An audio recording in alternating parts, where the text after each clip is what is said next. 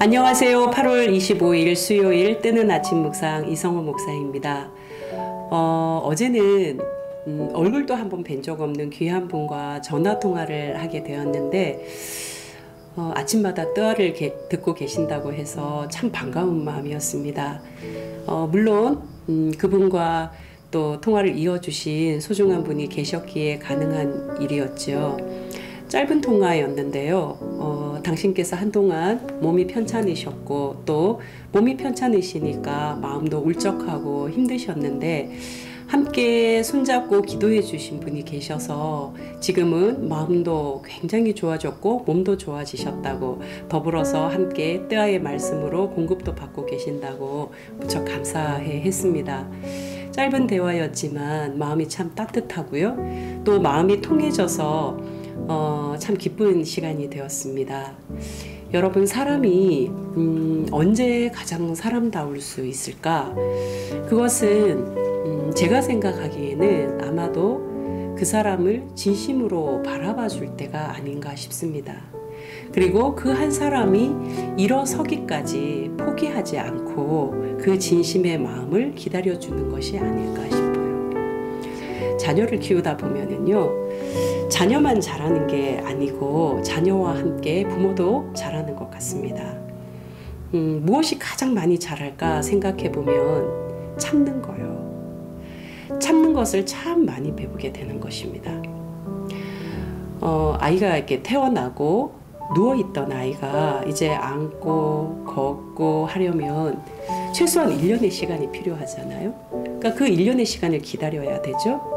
뭔가 말이 통하고 서로 주거니 받거니 하려면 한 3년, 4년 정도의 시간이 필요하거든요. 마음이 통하고 또 철이 들고 하는 데까지 얼마 정도의 시간이 필요할까?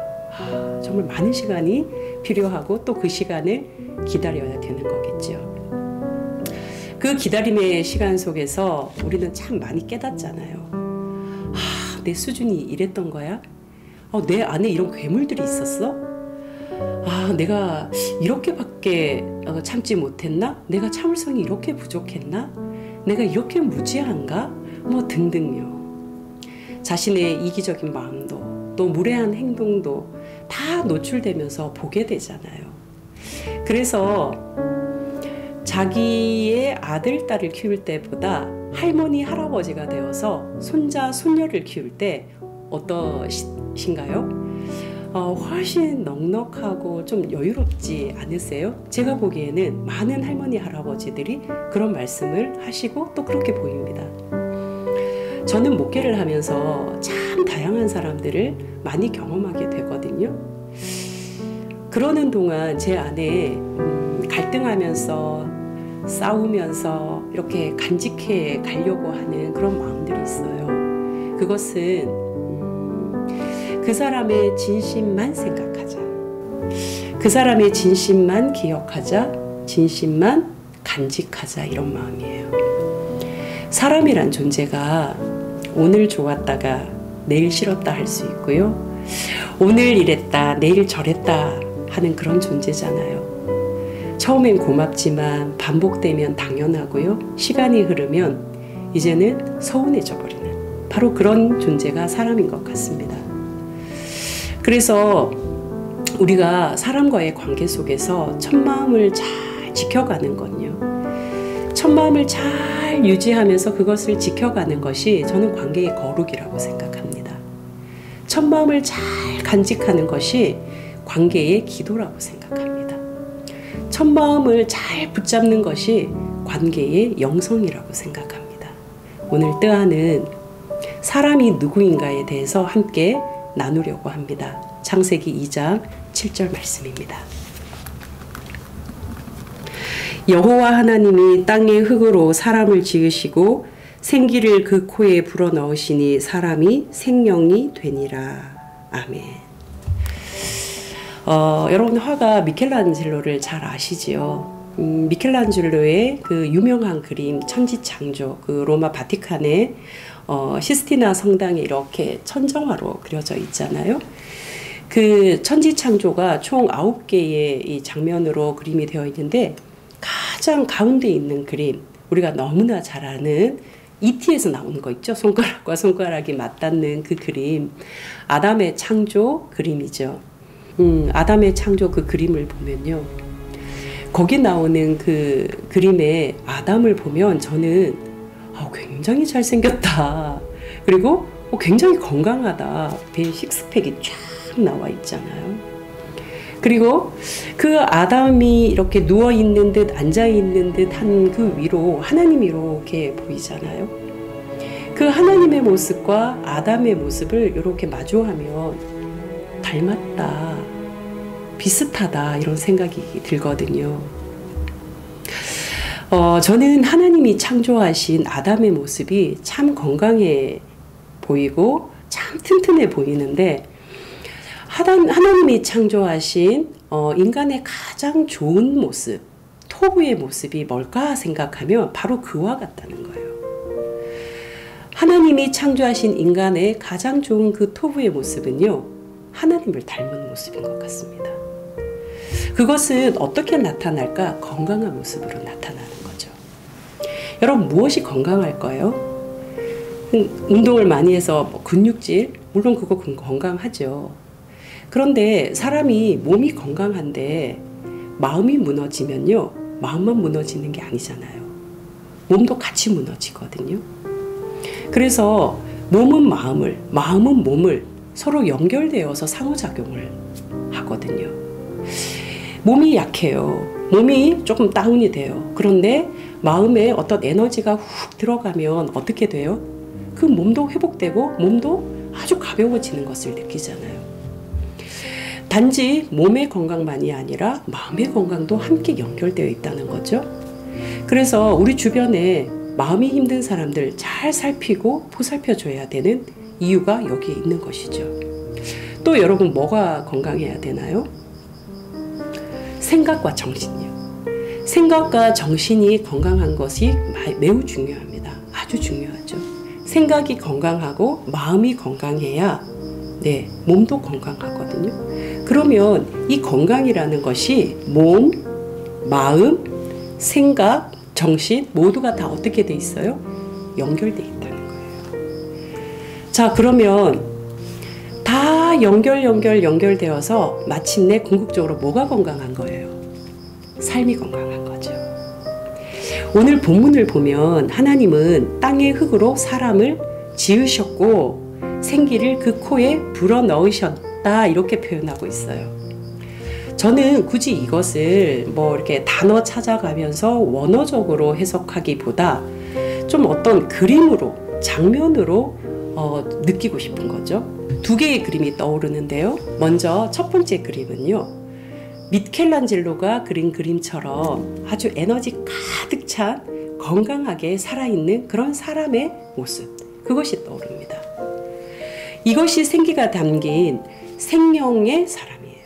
여러분, 여기서 생명이라는 것은 인간이 영적인 존재다, 영의 사람이다 이런 차원의 해석보다는 전인격적인 존재, 전인격적으로 살아있는 존재를 표현한다고 하시는 것이 더 좋습니다. 더 맞습니다.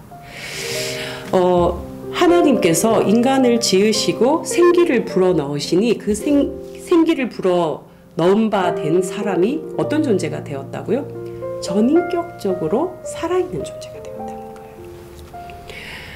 여러분, 사람이 생기를 잃으면 생물학적으로는 맥박이 뛰고 심장이 박동하잖아요. 살아있잖아요. 그런데 바로 그런 생기를 잃은 사람을 우리가 뭐라고 부르냐면요, 산송장 같다 이렇게 부르잖아요. 생기를 잃은 사람이 이렇게 누워있어요. 널브러져 있어요. 그러면 뭐라고 해요? 시체처럼 누워있다 이렇게 말하잖아요.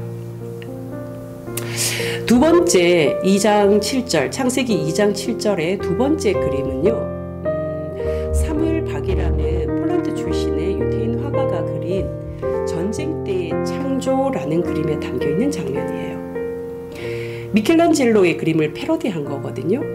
이 사무엘 박, 여러분, 사무엘 박 그러니까 이게 우리나라 사람인가 느껴질 텐데 유태인 화가예요.